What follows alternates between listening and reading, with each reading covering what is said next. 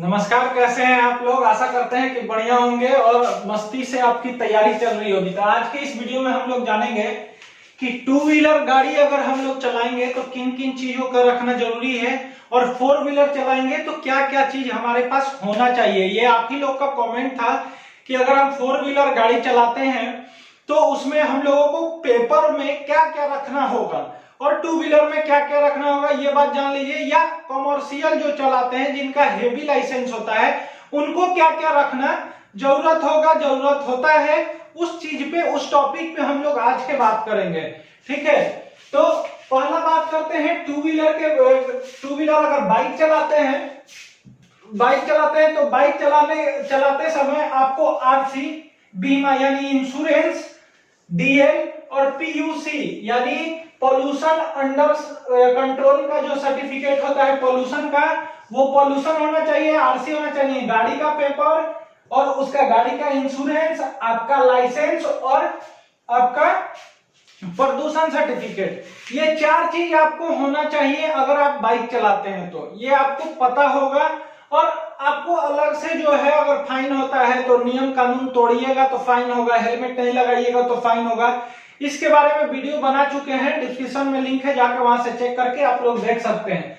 तो ये चार चीज होना मुख्य आप लोग का है, ये ध्यान रखिएगा। अगर पूछ देगा कि टू व्हीलर में क्या क्या रखना अनिवार्य होता है और फोर व्हीलर में क्या क्या होगा तो उस पर हम लोग बात करते हैं। तो फोर व्हीलर का बात करते हैं। फोर व्हीलर दो टाइप का होता है, ठीक है। एक इसका नंबर प्लेट ये गाड़ी का देखिए व्हाइट कलर का है, ठीक है, देखिए नंबर प्लेट व्हाइट कलर का है। तो ये क्या है, ये नॉन ट्रांसपोर्ट है, जो प्राइवेट व्हीकल है, जो हम लोग अपना पर्सनल यूज के लिए गाड़ी लेते हैं। नॉर्मल लोग जो हैं वो अपना पर्सनल यूज के लिए, उनका परिवार जाएगा, उनका फैमिली जाएगा, उसके लिए जो वो गाड़ी खरीदते हैं उसको हम लोग प्राइवेट व्हीकल कहते हैं, यानी नॉन ट्रांसपोर्ट व्हीकल कहा जाता है। तो इसमें यही चार चीज का जरूरत पड़ता है, यही चार चीज का जरूरत होगा, डीएल, आरसी, पॉल्यूशन और इंश्योरेंस, ठीक है। बाकी जो रोड टैक्स वगैरह है वो अपना जब गाड़ी लेता है आदमी तभी हो जाता है, ठीक है। तो ये चीज, चारों चीज होना अनिवार्य है जो हम लोग अपना गाड़ी चलाते हैं, ठीक। अब बात करते हैं कि कॉमर्शियल के लिए, कॉमर्शियल व्हीकल फोर व्हीलर है। देखिए यहाँ फिगर आपको दिख रहा होगा, इसका नंबर प्लेट पीला होता है। बहुत लोगों को नहीं पता होगा, जान लीजिए कि जो कॉमर्शियल होता है उसका नंबर प्लेट पीला होता है, पीला कलर का है, आप देख लिए यहाँ पे।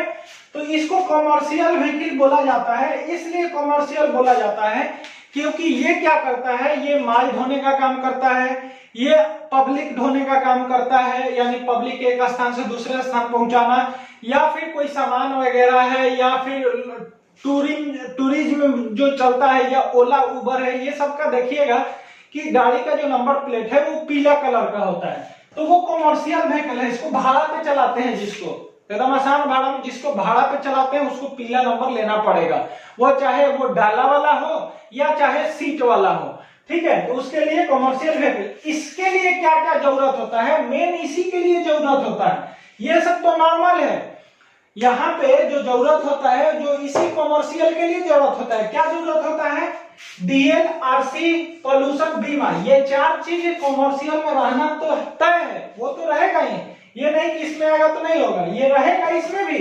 लेकिन इसके अलावा इसमें आ जाता है फिटनेस सर्टिफिकेट, कि गाड़ी फिट है या नहीं। ये फिटनेस सर्टिफिकेट जो आपका है ये 1 साल के लिए बनता है, 1 साल के लिए, 1 साल के बाद फिर आपको बनवाना होगा, ठीक है। ये 1 साल के लिए फिटनेस सर्टिफिकेट बनता है, जो हर साल आपको इसको बनवाना होगा, रिन्यूअल कराते रहना होगा। ये चीज आपका 5वां हो गया। छठा क्या है, आपको परमिट चाहिए। अगर आप उस जगह पे जिस जगह पे आप चला रहे हैं उसके लिए आपको परमिट लेना होगा, ठीक है। जैसे बस वगैरह होता है तो बस का परमिट लेना पड़ता है कि हाँ, अगर हम मोतिहारी चला रहे हैं तो पटना से मोतिहारी के बीच में हमको परमिट दिया जाए तो भी वो गाड़ी चलेगा, वो पटना से मोतिहारी के बीच में। अगर वो पटना से उधर औरंगाबाद लेके चला जाए तो वो उसका परमिट काम नहीं करता है, ठीक है। लेकिन इसके लिए परमिट होना चाहिए। जो बुक करके जाते हैं, रिजर्व में जाते हैं, उनके लिए थोड़ा नहीं हो पाता है, छूट ही रहता है। अगर वैसा शादी ब्याही वाला के लिए कोई दिक्कत नहीं है। ऐसे अगर भाड़ा तहसीलने के लिए आप जाइएगा अगर उधर, तो उधर का बसी वाला आपको पीटने लगेगा, या गाड़ी वाला जो भी है, भाड़ा वाला जो होता है गाड़ी, या देखे होंगे कि इको जो मारुति का गाड़ी है उसमें ट्रेवलिंग होता है, विंगर है, विंगर आता था जो अभी भी आता है, चलता होगा, या ओमनी भान में भी लोग भाड़ा ढोने लगते हैं, तो उस चीज में आपको परमिट लेना पड़ता है। ठीक है, तो ये परमिट जो आपका है ये ऑल इंडिया परमिट होना चाहिए, या स्टेट होना चाहिए, या फिर बीच में कुछ कुछ दिन के लिए भी बनाया जाता है। जैसे हमको 20 दिन का ही काम है, कुछ सामान इधर से उधर पहुंचाना है, तो उसके लिए भी परमिट लेना होगा, यानी छोटा भी टाइम का परमिट मिलता है, वो आपको स्टेट गवर्नमेंट से ही मिलेगा। एक ऑल इंडिया होता है और एक स्टेट परमिट होता है। तो ये परमिट एक्स्ट्रा हो गया 4 गो, ये ऊपर वाला 2, ये 6 गो हो गया। ठीक है, अगला तीसरा क्या होगा कि टैक्स पेमेंट सर्टिफिकेट एक उन लोग को मिलता है टैक्स पेमेंट के लिए। ठीक है, कि जैसे जैसे वो लोग चलेंगे उसका टैक्स वो लोग पेमेंट करना होगा, तो ये एक सर्टिफिकेट अलग हो जाता है। ठीक है, ये सर्टिफिकेट अलग हो जाता है, ये भी रखना अनिवार्य है। तो मतलब 4 ये और 3 ये 7 उनको कागज रखना अनिवार्य है जो चला रहे हैं। अगर इसी में जैसे ट्रक चला रहा है या बस चला रहा है, बड़ा बड़ा जो बस, तो उनका जो कंडक्टर होता है वो कंडक्टर को कंडक्टर लाइसेंस एक इशू करवाना होता है, जो वहां पे बैठेगा उसको भी गाड़ी चलाने आना चाहिए, कि अगर उसको दिक्कत हो जाए तो उसको चलाने के लिए। इसीलिए हम पिछली वीडियो में सीएल के बारे में बताए थे कि सीएल होता क्या है। ठीक है, तो वो कंडक्टर लाइसेंस होता है। ठीक है, अगर पिछली वीडियो नहीं देखे हैं डिस्क्रिप्शन में लिंक है, जाइए वहां से देख लीजिएगा, या प्लेलिस्ट चेक कीजिएगा, प्लेलिस्ट में डाला हुआ है, वहां पे आप वीडियो देख सकते हैं, और बहुत सारा वीडियो हो गया।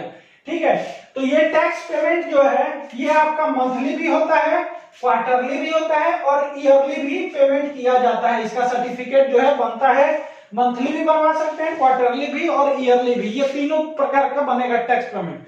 ठीक है, आगे परमिट का बात करते हैं कि परमिट जो है ये परमिट 5 साल के लिए होता है, याद रखिएगा। परमिट अगर ले रहे हैं तो 5 साल के लिए होगा, और फिटनेस सर्टिफिकेट जो ले रहे हैं वो 1 साल का होगा, फिटनेस सर्टिफिकेट।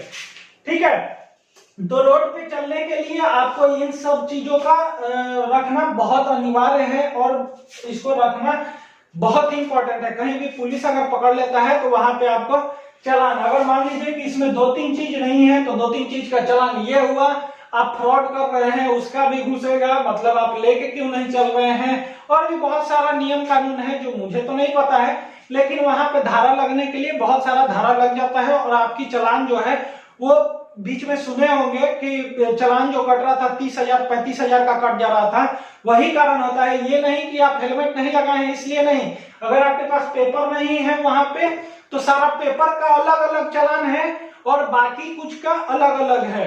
ठीक है, तो अगर चालान वाला वीडियो नहीं देखे हैं तो डिस्क्रिप्शन में है लिंक, जाइए चालान वाला वीडियो देखिए किसमें कितना फाइन लगता है। और नियम तो यही है, नियम ये दोनों में ये है कि आपको सीट बेल्ट जो है वो लगा के चलना है, आगे वाले दोनों में। अगर बस उसमें है तो लगाना है, नहीं है तो नहीं लगा सकते, लेकिन जनरली बस में भी होता है, ट्रक में भी होता है। ठीक है, तो सीट बेल्ट लगाने का नियम ऑल इंडिया में कहीं भी है, आपको सीट बेल्ट लगा के ही गाड़ी ड्राइव करना है।